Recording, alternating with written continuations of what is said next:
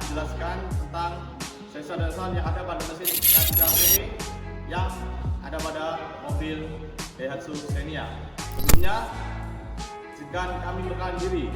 Izin perkenalkan diri, nama atau remaja Aldian Manik, notar 2206 Perkenalkan diri, nama Taruna Remaja Brianda September, notar 2206. Izin perkenalkan diri, nama Taruna Remaja Muhammad Fikri Ramadhani, notar 2206-025.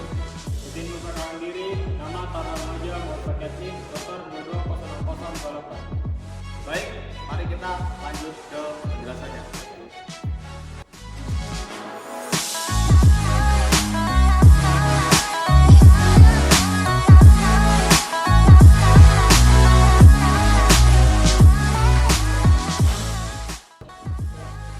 Baik, di sini pertama saya akan menjelaskan sensor MHP atau Manifold Absolute Pressure. Letaknya itu di sini.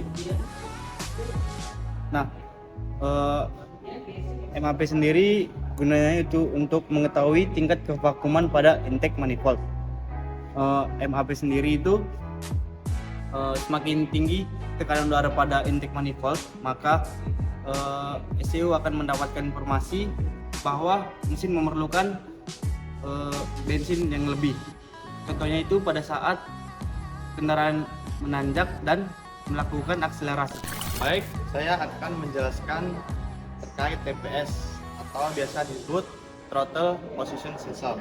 Ini dia letak alatnya ada di sebelah sini, letak sensornya.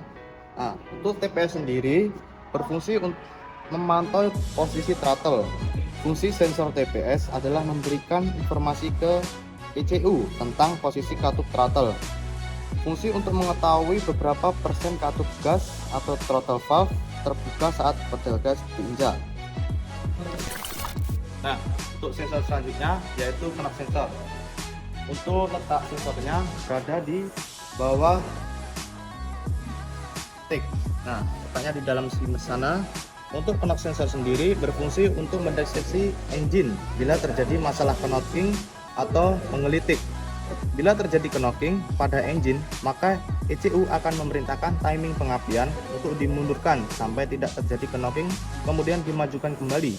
Cara kerja dari kontrol loop ECU saat terjadi masalah knocking dapat dilihat pada skema di bawah ini. Ada skemanya.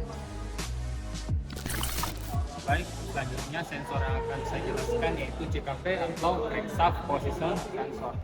Posisinya sendiri itu ada pada bagian bawah di sini. Bisa kita lihat. Nah, Crankshaft Position Sensor ini berfungsi untuk mendeteksi putaran poros engkol pada mesin yang mana putaran engkol ini akan dikirimkan ke bagian ECU, kemudian ECU akan membaca dan mempelajari karakteristik atau kondisi dari mesin, yang mana sinyal ECU ini akan dibaca kemudian digunakan untuk mengatur sistem pengapian dan sistem penyaluran bahan bakar yang ada pada mesin. Selanjutnya yaitu sensor air atau lambda, sensor udara. Letaknya itu terletak di antara bagian exhaust dan catalytic converter. Nah, sini posisinya.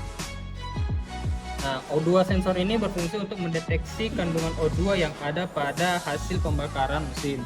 Gunanya untuk melihat bagaimana tingkat efisiensi pembakaran yang ada di ruang mesin.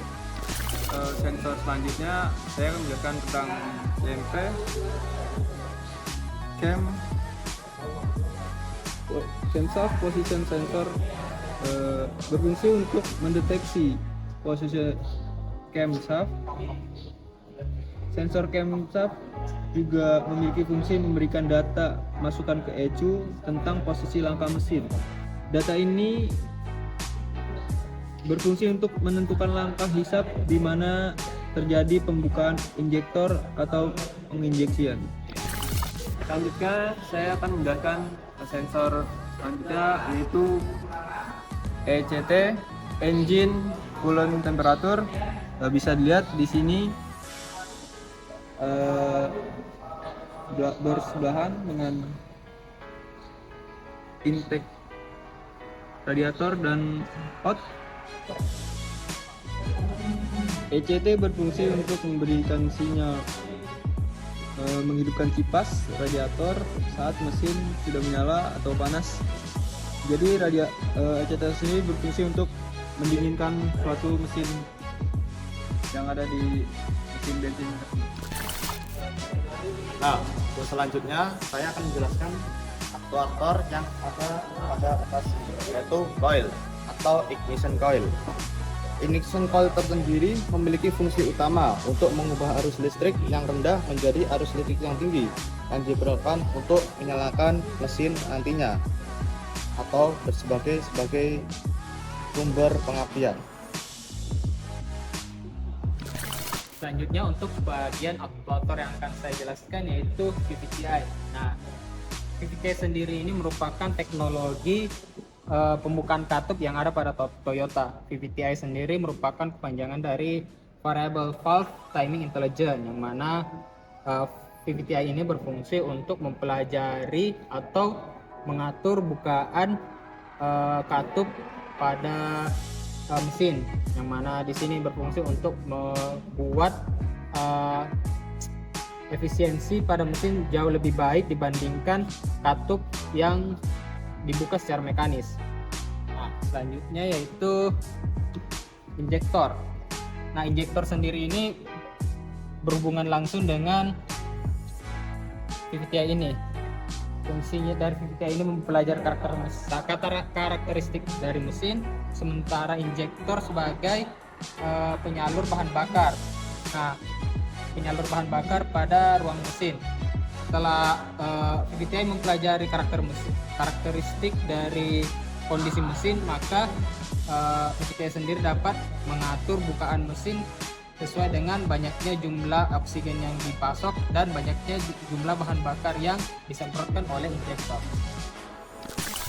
Untuk faktor selanjutnya adalah kontrol fuel pump. Bisa dilihat dari sini di dalam tangki bahan bakar terdapat kontrol fuel pump, yaitu yang berfungsi untuk mematikan kerja pompa bahan bakar ketika engine pada keadaan mati dan menghidupkan kembali pada engine keadaan menyala. Terakhir di sini saya akan menjelaskan aktuator yang pertama, yaitu GSC atau Idle Speed Control. Letaknya itu berada di sini. Nah, fungsi GSC sendiri yaitu untuk pengontrol kecepatan idle atau stasioner pada mesin, yaitu dengan cara mengatur jumlah udara yang masuk pada ruang bahan bakar pada saat pedal gas tidak ditekan. Putaran pada mesin ini biasanya pada saat idle berkisar antara 800 hingga 1000 rpm. Nah, itu dia bagaimana cara kerja dari sensor-sensor yang ada pada mesin BWC 16V VVTi dan fungsi-fungsinya. Jika video ini membantu, silahkan Anda like, share, dan jika ingin video-video lebih bagus lainnya, silahkan Anda subscribe. Wassalamualaikum Warahmatullahi wabarakatuh.